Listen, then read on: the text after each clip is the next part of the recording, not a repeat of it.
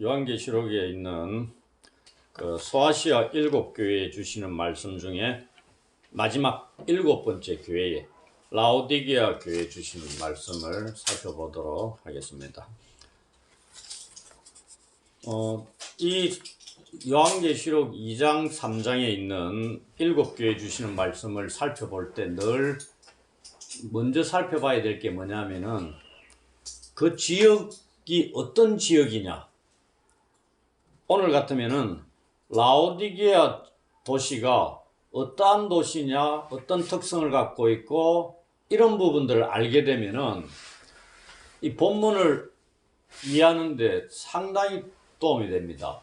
왜냐하면은 말씀들 자체가 여기 나오는 말씀들이 그 지역의 특성과 관련되어 있는 말씀들이 상당히 많이 나와요. 그러기 때문에 오늘 본문도 설명을 드리는 것을 보면은 충분히 이해를 하실 텐데, 그런 뜻에서 이 라오디게아가 어떠한 곳이었는가를 제가 서론적으로 말씀을 먼저 드리고 본문을 보도록 하겠습니다. 이 라오디게아는 주전 253년에 세워진 도시입니다. 예수님 오시기 약 250년 전 정도쯤에 셀루시드 왕국의 왕인 안티오쿠스 2세가 세웠다고 전해집니다. 그리고 그의 아내나 여동생 이름이 라오디케입니다. 아내 이름인지 여동생 이름인지 정확하지는 않는데 이 이름을 따라서 지어진 것입니다.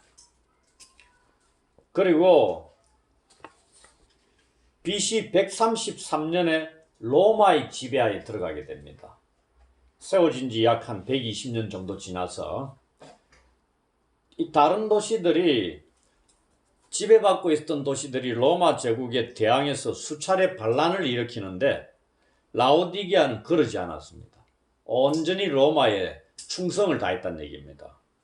그러니 번창하게 되었다는 얘기입니다. 그리고 키케로라는 총독의 지배 아래 있을 때, 이때는 BC 약 50년경입니다. 이 라오디게아가 그 지역의 행정과 사법의 중심지 역할을 하기에 이르렀습니다. 결국 금융 중심지로 부상을 하게 되고 그 결과 엄청난 부를 누리게 된 도시가 되었다. 이렇게 됩니다. 그리고 라오디게아에서 특산물이 뭐냐?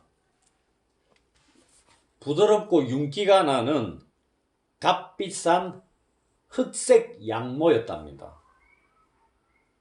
검은색 양모 산업으로 아주 유명한 지역이었습니다. 오늘 본문에 뭐가 나오죠? 흰옷이 나오죠. 대비가 되는 겁니다. 검은색 양모하고. 그 다음에 이 라오디게아에 유명한 의과대학이 있었습니다. 여기에 치료의 신이 뭐라고 나왔냐면은 맨카루라는 치료의 신을 섬기는 신전하고 관련이 있는 도시였습니다. 그리고 이 지역에서 뭐가 유명했냐면은 안과 치료약, 뭐라고 되어 있냐면은 브루기아 약이라고 불리는 이 눈 질환과 관련된 걸 치료하는 그 약이 엄청나게 유명했답니다. 이걸로 인해 또 부유와 부를 누리게 된 그런 도시입니다. 결국은 이 도시가 산업, 의학 이런 걸 결국 이런 걸로 인해 가지고 뭘 누리게 됐다는 얘기입니까? 경제적인 부를 누리게 된 도시다. 여기 포커스가 맞춰져 있는 거예요. 이게 어느 정도 영향을 미쳤냐면은 이 라오디게아에서 두 가지 문제들이 있었는데, 하나는 이 지역이 지진이 일어나기 쉬운 지역이었답니다. 그래서 주전 BC 17년경에 지진으로 큰 피해를 입었어요. 이때는 티베리우스의 지원을 받아가 재건이 됐는데, 문제는 주후 60년경 이 성경이 주후 한 95년경에 기록이 됐다 이렇게 우리가 보고 있거든요. 그러면은 약 30몇 년 전이잖아요. 그때 큰 지진이 일어났습니다. 거의 도시가 완전히 파괴가 돼버렸어요. 그래가 이 로마의 황제가 우리가 또 도와주겠다 했는데 이 시민들이 거절을 했습니다. 부자 시민들이 자기들 돈으로 재건을 다 해버렸다는 얘기입니다. 그건 본문 설명할 때 다시 추가로 더 설명을 해드리기로 하고요. 엄청난 일입니다. 오늘날 우리 지금 코로나19 재난지원금, 그 다음에 홍수 피해로 이런 피해 지역으로 공포가 해달라, 지정해달라고 난리 나잖아요. 그러면서 지원받기를 원하고 하는데 이 도시가 그런 일이 있었다는 얘기입니다. 또 하나는 뭐냐면은 물이 부족한, 무슨 물? 먹는 물. 다른 물은 좀 있었어요. 근데 물이 부족했다는 얘기입니다. 자연적인, 우리가 지금 저 수도가에서 받아먹는 자연적인 물이 부족한 도시였습니다. 이건 또 추가적으로 또 설명을 드리기로 하고요. 그리고 이 지역이 종교가 지방신들도 섬겼고 로마 제국의 신들도 데려와 섬겼고, 아까 로마 제국에 충성했다 그러잖아요. 그러니 혼합주의 종교였습니다. 이 지역이. 그 중에 하나가 누구를 섬기는 제우스 신을 섬겼던 지역입니다. 그 유명한 제우스 신을. 그러면은 이 라오디게아, 우리는 이제 지역을 대충 살펴봤고, 교회, 라오디게아 교회를 우리가 누가 지었느냐, 세웠느냐? 대충 알려지기로는 에바브라가 세웠지 않느냐, 이렇게 얘기합니다. 이 에바브라가 세웠다고 보는 근거가 뭐냐면은 에바브라가 골로새 교회를 세웠습니다. 골로새 교회에 보면은 이 바울이 에베소에서 3년 동안 사역을, 사도행전 19장에 보면은 사역을 3년 동안 했다고 나옵니다. 그때 라오디게아와 히에라볼리에 복음을 전했습니다. 골로새서에 보시면은 나오거든요. 거기에 등장하는 인물이 에바브라입니다. 그리고 에바브라 하면 또 누굴 나오냐면 에바브라와 디도 이런 나오는데, 에바브라가 이 교회를 세우지 않았느냐, 이렇게 봅니다. 이러한 배경을 갖고 있는 지역에 세워져 있는 교회가 라오디게아 교회입니다. 특징이 뭐냐면은 경제적인 부유함을 가지고 있었습니다. 그로 인해 자기 만족에 도취되어 있는 교회로 볼 수 있습니다. 이 17절에도 나는 부자라 이렇게 얘기하고 있잖아요. 그냥 우리가 나는 부자라고 내세울 수 있을 정도가 된다는 얘기는 엄청난 부를 누리고 있었다는 얘기입니다. 우리나라 지금 현금이 10억 갖고 있는 사람이 나는 부자야, 부족한 게 없다고 얘기할 수 있습니까? 안 합니다. 근데 여기서는 도시가 그렇게 얘기할 수 있다는 거, 그 속에 있는 교회 또한 그렇게 얘기할 수 있다는 게 엄청난 부를 누리고 있는 거죠. 교회 또한.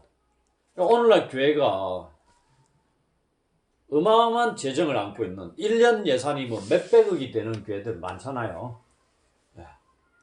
말이 몇백억이지 여러분들. 교회 현금을 은행차가 와가지고 호송해가지고 가고 그래 하니까요. 은행 쪽에서는 얼마나 큰 고객입니까? 엄청난 고객입니다.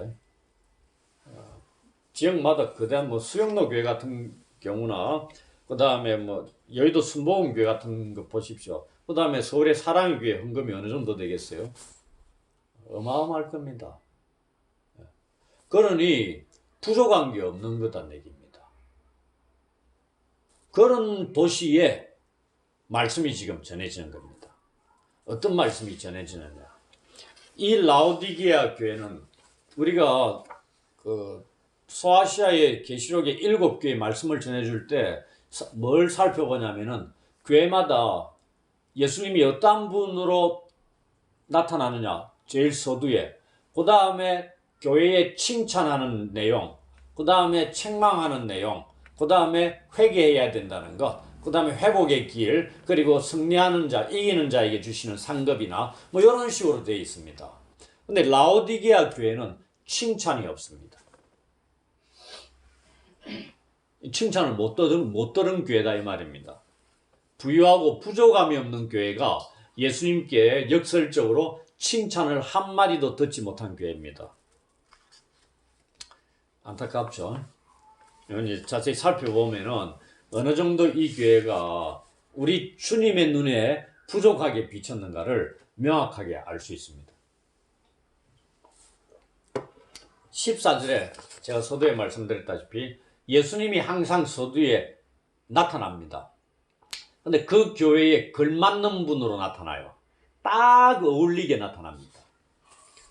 라오디게아 교회에 나타나신 예수님은 어떠한 분이냐, 우리 주님은 어떠한 분이냐면은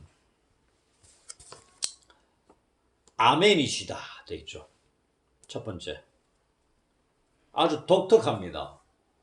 예수께서 아멘이시다고 나타나는 것, 신약 성경에서는 오늘 본문에만 나옵니다.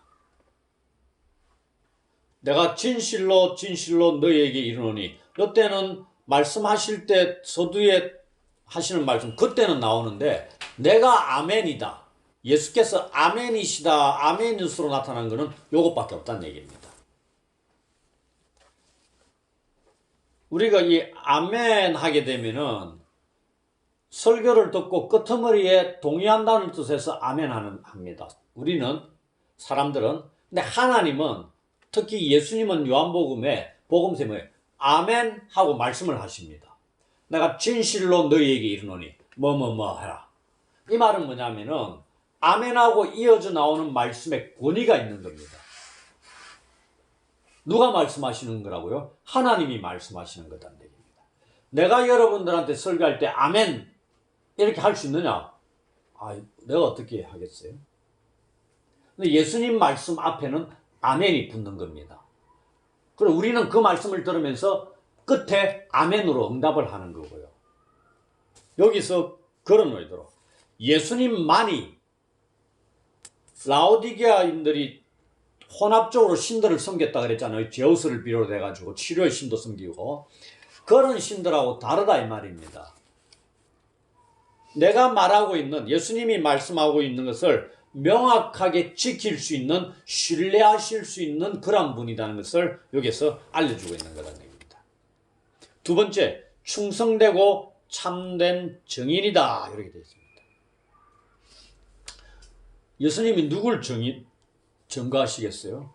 하나님을 사람에게 증거하시는 분이라는 얘기입니다. 특히 구원받은 사람을 또한 하나님에게 제시하시는 분이시기도 하죠. 그런 역할을 하시는 겁니다. 그것도 충성되고 참되게 증인 역할을 감당하시는 분이시다 이 얘기입니다. 그래서 충성된 증인 역할을 하셔서 일찍 죽임을 당하신, 십자가에 달려 돌아가시는 그런 분으로 복음서에 그려지고 있잖아요. 유월절 세상죄를 지고 가는 하나님의 어린 양으로서 그 역할들을 충성되이 잘 감당하신 분으로도 그려지고 있는 겁니다. 그 다음에 창조의 근본이시다 되어 있습니다.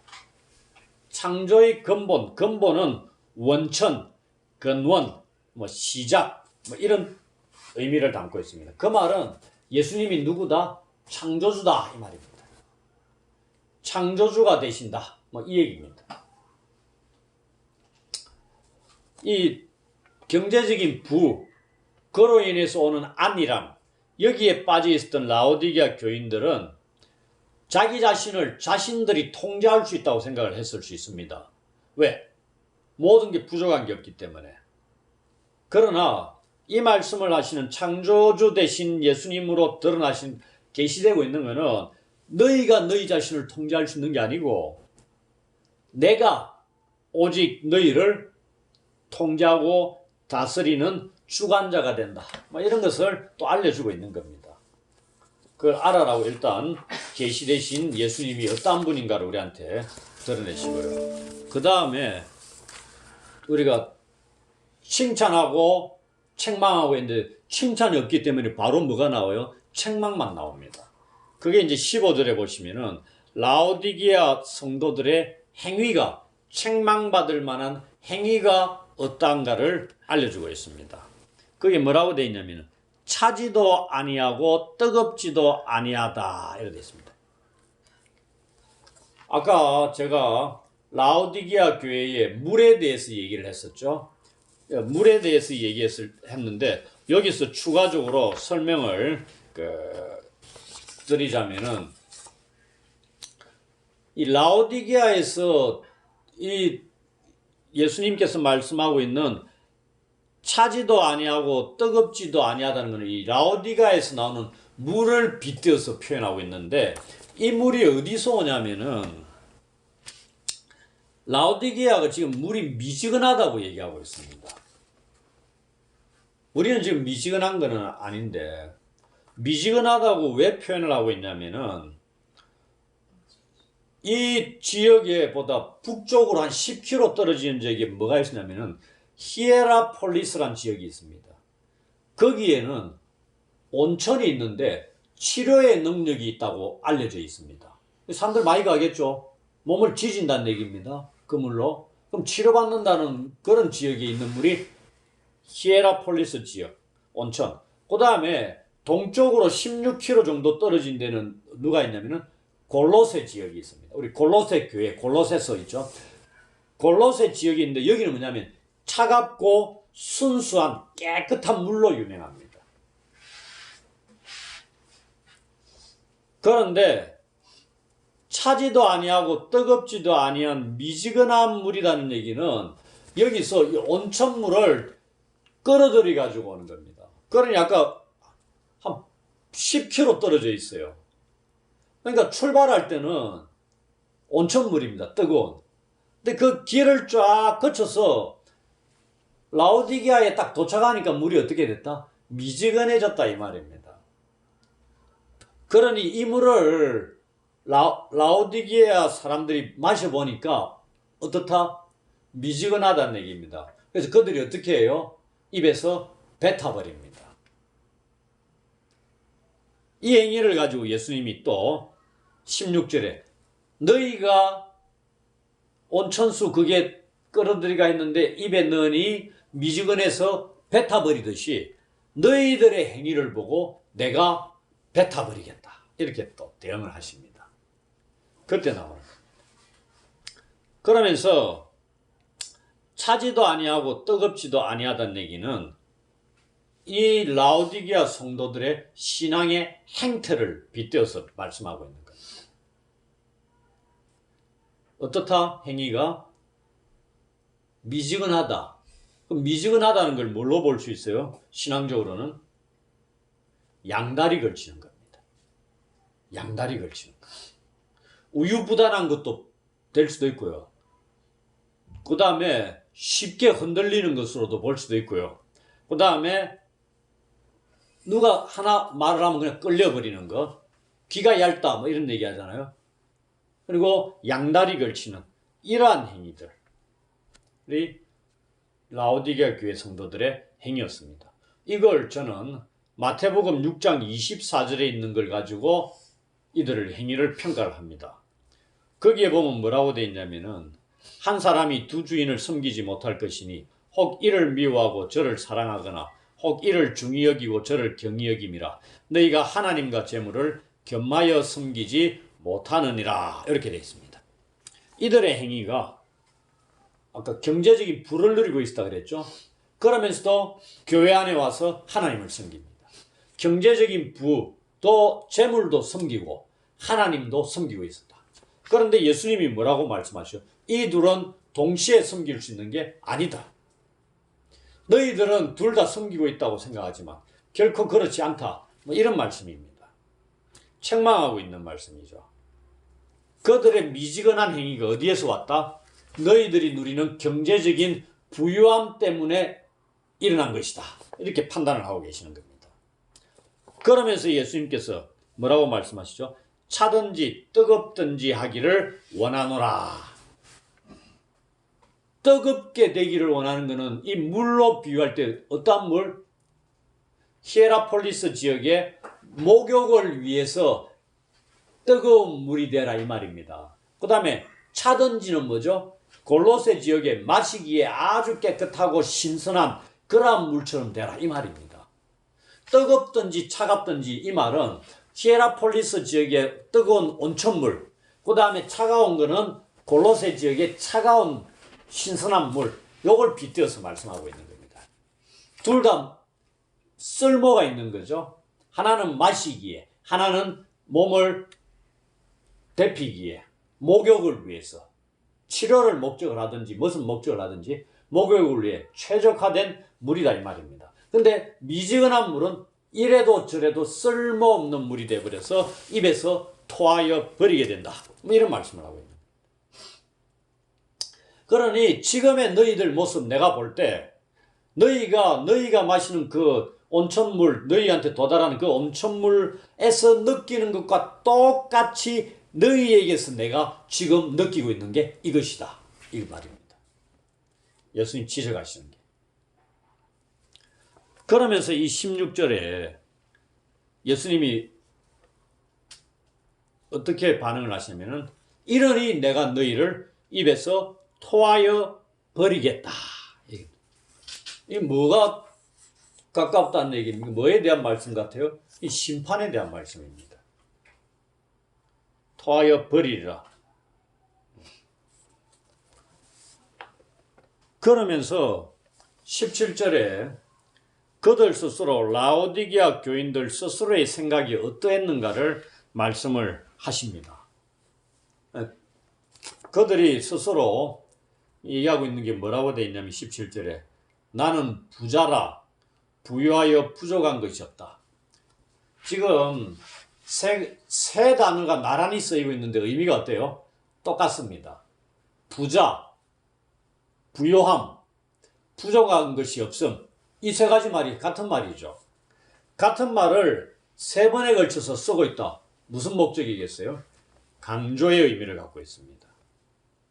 아까 말씀드렸죠. 60년에 큰 지진이 일어났는데 어떻게 했다? 황제의 지원을 거부하고 스스로 도시를 재건할 정도로 부를 누리고 있었다. 그 정도입니다. 우리는 지금 이 코로나19로 긴급 재난지원금 조금 받는 것, 그 다음에 전 국민이 다 못 받고 차별적으로 준다는 것에 대해서도 반발도 심하고 다투고 뭐 이런 일이 벌어집니다. 담은 몇십만 원, 몇만 원 받기 위해서. 근데 도시를 재건하는 비용도 거절할 정도로 부를 누리고 있었던 도시였다. 이 말입니다. 엄청난 거다는 얘기입니다. 그런데 이런 얘기를 하고 있는 이 도시가 어느 정도 오만했느냐? 이 말이 무엇을 뜻하는지 압니까? 내가 부를 누리는 것은 내 스스로의 힘에 의해서 이루어진 거다. 이 얘기입니다. 그리고 우리는 하나님의 도움을 받을 필요를 전혀 느끼지 않는다. 얘기입니다. 그러다 보니까 교회 안에서 무슨 일이 벌어졌다? 우리 예수님의 자리를 빼앗아버린 겁니다. 뭐가? 재물이, 부가 예수님의 자리를 차지해버리고 예수님이 교회에서 쫓겨난 겁니다. 그걸 어떻게 알 수 있느냐? 3장 20절에 가면은 예수님이 문 밖에서 문을 두드립니다. 왜 문 밖에서 문을 두드리겠어요? 쫓겨났다 이 말입니다. 다시 문을 열어달라고 문을 두드리고 있는 겁니다. 그 모습이거든요. 그런데 라오디게아 교회 성도들 스스로는 이렇게 생각했죠. 부가 극에 달았기 때문에 하나님 필요 없습니다. 그런데 그들의 모습을 예수님 눈에는 어떻게 비쳤느냐? 그들은 삼중적으로 부에 대해서 나란히 나열을 하고 있죠. 근데 그들의 실체가 예수님 눈에는 오중적으로 비춰져 있습니다. 뭐라고 되어 있어요? 17절 후반부에 내 공고한 것과 가련한 것과 가난한 것과 눈먼 것과 벌거벗은 것을 알지 못하는도다. 자기들 스스로는 삼중적으로 부에 대해서 자랑을 했는데 예수님이 보시기에는 오중적으로 비참한 자리에 빠져 있는 존재로 비쳤다. 이 말입니다. 삼중적을 넘어서서 오중적으로 그들의 실체가 적나라하게 까발려지고 있는 거라는 얘기입니다.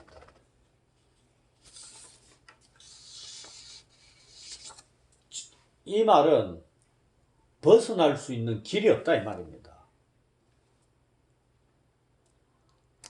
한두 번 비참하면 모르겠는데 5가지가 나란히 돼 있잖아요. 이 공고하다는 얘기는 뭐냐면은 극도의 불행을 얘기합니다. 그냥 삶이 불행으로 가득 찼다 이 말입니다. 아니, 말이 돼요. 자기들은 부가 극에 달했다고 얘기하고 있는데 예수님 눈에는 불행이 극에 달해 있다고 비치고 있는 겁니다. 두 번째, 가련하다. 이거는 비참하다는 얘기입니다. 가난하다. 자기들은 부자로 얘기하는데 예수님은 가난하게 비쳤다는 말입니다. 그 다음, 눈이 멀었다. 소경이다 이 말입니다. 소경은 왜 소경이다? 오늘도 아침에 유튜브에 설교 나올 때는 빛을 보지 못하는 자들이 소경입니다. 그들은 암흑의 지배를 받는 자들이 소경입니다.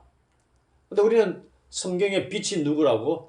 예수님이 빛이다 이래 되어 있습니다. 그러니 예수님을 문 밖에 내쫓아 버렸으니까 예수님을 보지 못하는 자들이다 이 말입니다. 그러니 소경이죠. 그 다음에 벌거벗은 존재다. 아까 뭐라고 되어 있어요? 흑색 양모 산업으로 유명했다 그랬죠. 불을 긁어 모았다 그랬죠. 우리 그 양모는 뭐죠? 그 밍크 코트 뭐 이런 겁니다. 그 옷 한 벌 1,000만 원 넘는 이런 옷들. 그런 옷을 판매하며 부를 누렸던 도시가 예수님 눈에 벌거벗은 존재로 보였다 이 말입니다. 아이러니죠. 예수님이 정확하게 영적으로 꿰뚫어 보고 계시는 겁니다. 그런데 그들의 모습을 라오디게아 성도들은 보지 못했다 이 말입니다.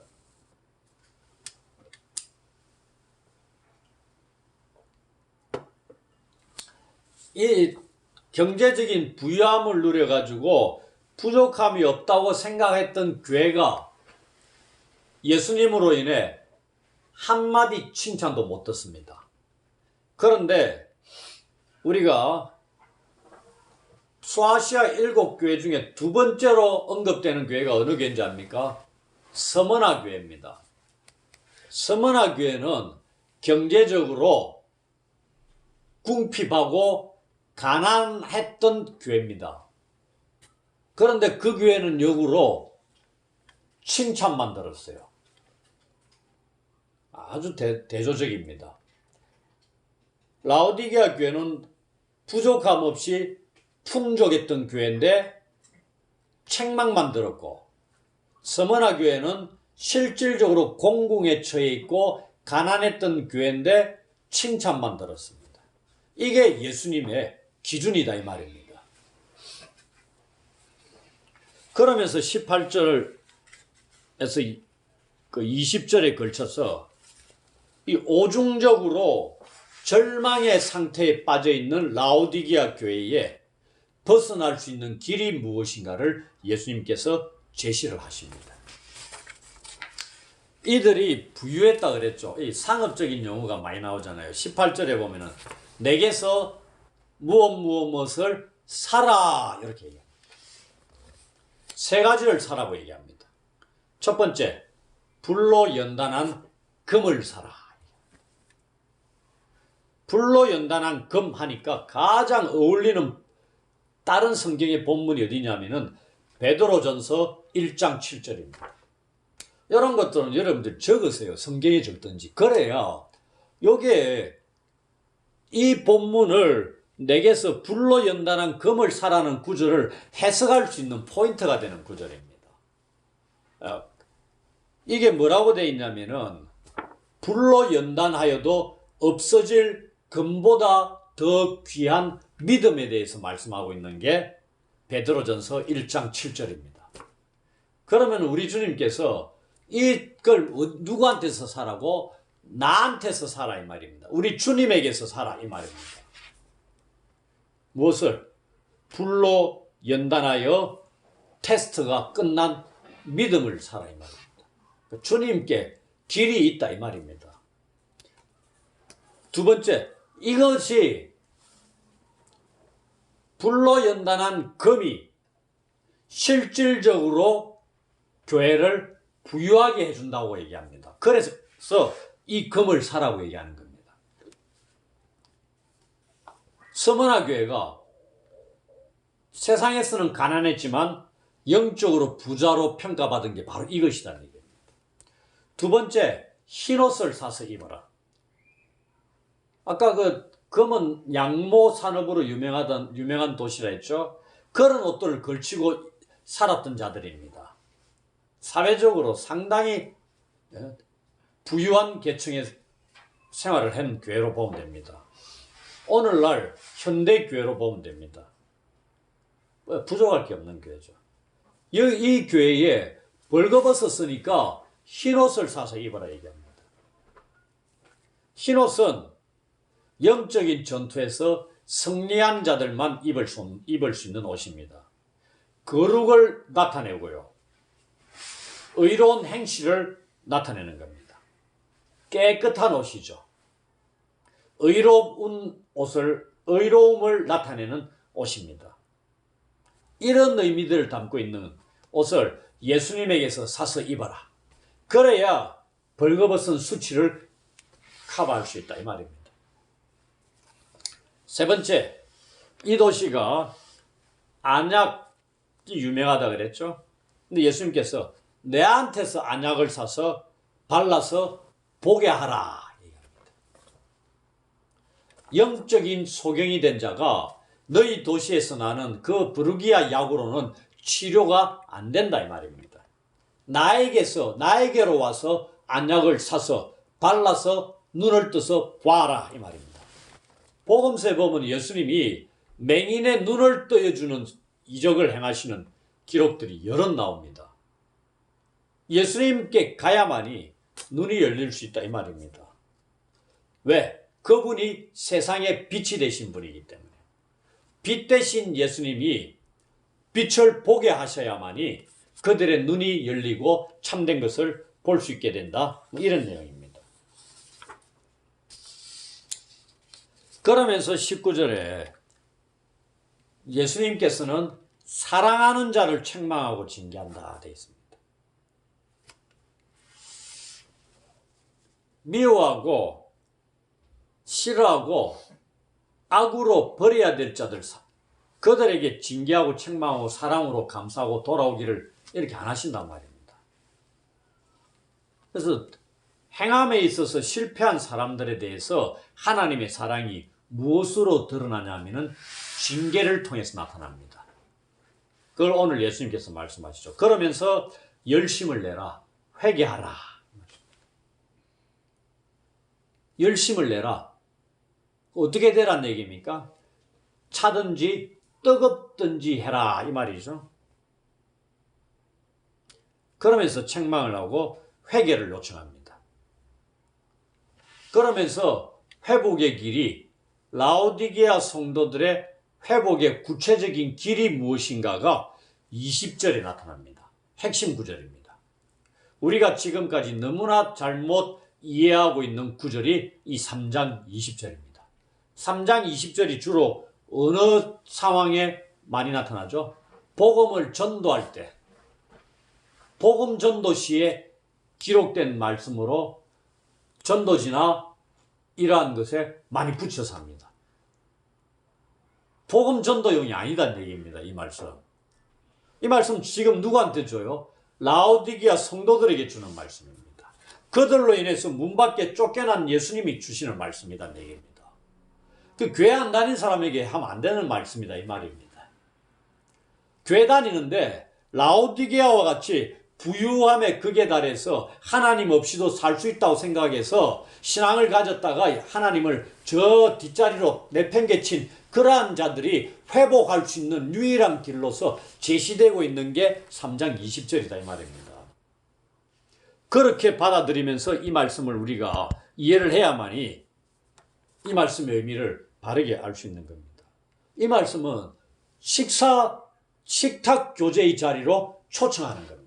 그런데 문제는 네가 문을 열어야 된다 이 말입니다. 내가 지금 문 밖에 있기 때문에. 그 문 밖에서 문을 두드리고 있는 겁니다. 왜? 쫓겨났기 때문에. 자리를 빼앗겼기 때문에. 우리가 그 사형리 보면은 마음 한 중심에 자리, 의자 딱 그려놓고 그 위에 나가 딱 있잖아요. 그건 전도형이고요. 우리에게 있어서도 우리의 중심에, 교회의 중심에 예수께서 계시는데 그 자리를 재물로 바꿔치겠단 말입니다. 예수님은 문 밖으로 쫓아버리고. 왜? 필요 없으니까. 왜냐하면 재물이나 경제적인 부가 모든 걸 다 해결해 주고 있어요. 오늘날 자본주의 사회 속에서. 하나님 필요 없는 겁니다. 그런데 하나님의 눈에, 우리 주님의 눈에는 그러한 교회가 벌거벗고 가난하고 수치스럽고 비참한 불행에 빠진 존재들로 비친다 이 말입니다. 그러니 어떻게 다시 주님을 맞아들여서 그분과 친밀한 식사 교제로 나누듯이 친밀한 교제를 회복해야만이 너희가 살 수 있다 이 말입니다. 이 말씀을 우리한테 해주시는 겁니다. 그러면서 내 음성을 듣는 이 얘기 알고 있죠? 너희가 내 양이라면은 내 음성을 들어야 되고 듣고 문을 열어야 된다 이 말입니다. 그래야만이 회복이 될 수 있다. 너희가 내 양이지 않느냐. 한순간 재물에 한눈 팔려서 내 음성조차 듣지 못하고 길을 막았는데 지금 너희들 모습에서 살 수 있는 길이 내 음성을 들어야 되고 문을 열고 내와 친밀한 교제를 나눠야 된다 이 말입니다. 부에 빠져서 주님을 잃어버린 교회의 회개를 촉구하는 요청입니다. 이걸 깨닫지 않으면 우리는 문을 열지 않는다는 얘기입니다. 그런데 이 음성을 듣고 문을 열고 주님과의 관계를 회복하는 자, 이러한 자들이 이기는 자들이라는 얘기입니다. 이들에게 주님과 함께 보좌에 앉을 수 있는 보상을 주신다는 얘기입니다. 우리 주님께서 승리하셔가지고 하나님 보좌 우편에 앉아 계시잖아요. 그리고 이기는 너희들도 내 보좌 우편에 앉게 하리라. 이미 요한계시록에 이제 4장 5장에 가면은 그런 자들이 있습니다. 14만 4천 명, 그럼 24장로들, 뭐 이런 자들이 그려지고 있잖아요. 그런 말씀을 하게 됩니다. 그러면서 귀 있는 자는 들어라. 이 말씀은 복음서에 많이 나와 있잖아요. 그래 씨 뿌리는 자 비유 끝에도 귀 있는 자는 들어라. 들을 귀가 엄청나게 중요하다는 얘기입니다. 귀가 할례를 받아야 된다 이런 말도 하거든요. 귀가 세례를 받아야 된다 이 말입니다. 깨끗해져야 주의 말씀을 들을 수 있다 이 말입니다. 아무나 듣는 게 아닙니다. 듣는다는 건 깨달음으로 나아갈 수 있는 첫걸음입니다. 마무리하자면은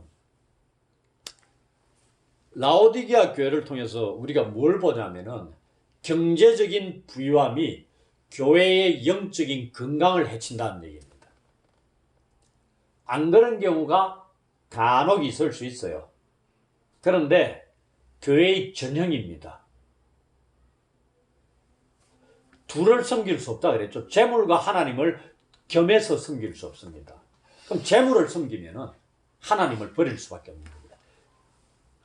우리가 하나님의 자리에 하나님이 계시는데 재물이 그 자리를 대체하는 게 우상 숭배입니다.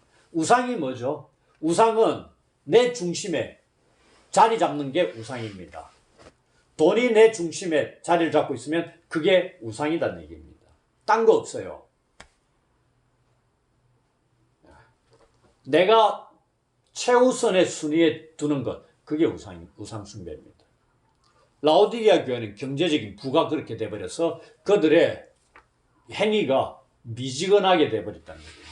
주님의 입에서 토하여 버림을 당하는 위치에 빠졌다, 이 말입니다. 이러한 영적인 상태에서 우리는 오늘날 현대교회 우리의 모습들을 돌아봐야 된다는 얘기입니다. 우리가 부유하고 모자라는 것 없을 경우에 처했을 때 진짜 내가 미지근하지 아니하고 영적으로 소경이 되어 있지 않고 변함없이 신실하고 충성된 정인으로, 예수 그리스도의 충성된 정인으로 세상에서 바르게 섬길 수 있다 그러면 엄청난 복을 누린 자입니다. 그러나 대부분은 그렇지 못합니다. 그래서 우리는 오늘날 우리의 모습들, 실체가 하나님 말씀 앞에서 어떠한가를 제대로 살펴봐야 됩니다. 가로막고 있는 것, 주님의 자리를 빼앗고 있는 것은 혹 없는가를, 물질에 대한 나의 욕심, 추구하는 자세가 이 자리를, 예수님의 자리를 빼앗아 버리지 않았느냐. 그렇다 그러면 다시금 주의 음성을 듣고 문을 열고 주님과의 교제에 집중을 해야 된다는 얘기입니다. 그것이 그 빠져있는 비참함의 자리에서 돌아서고 회복될 수 있는 회복의 길이라는 것을 오늘 본문은 우리한테 알려주고 있습니다. 무엇보다도 교회 공동체에 필요한 것은 참 생명이 되시는 우리 주님과의 친밀한 교제에 있다는 얘기입니다. 그것이 우리를 살리는 길이고, 우리가 성찬식을 통해서도 행하는 게 바로 이겁니다. 빵과 포도주를 통해서 예수 그리스도를 먹고 마시면서 우리에게 참된 생명이 누리게 되고 부여가 되는 것, 경험하게 되는 것을 맛보는 거라는 얘기입니다. 구체적으로는 성만찬을 통해서도 가능하고요. 우리가 주님과의 친밀한 기도나 말씀을 통한 교제를 통해서도 가능하고요. 이게 우선적으로 회복되어야 된다. 그것을 우리한테 이 라오디게아 교회에 주시는 말씀을 통해서 우리가 알게 되었습니다. 그래서 우리의 모습들을 점검하고 열심을 회복할 수 있는 그러한 자리에 설 수 있도록 또 한 주간도 그렇게 살아가기를 주의 이름으로 축원합니다. 아멘.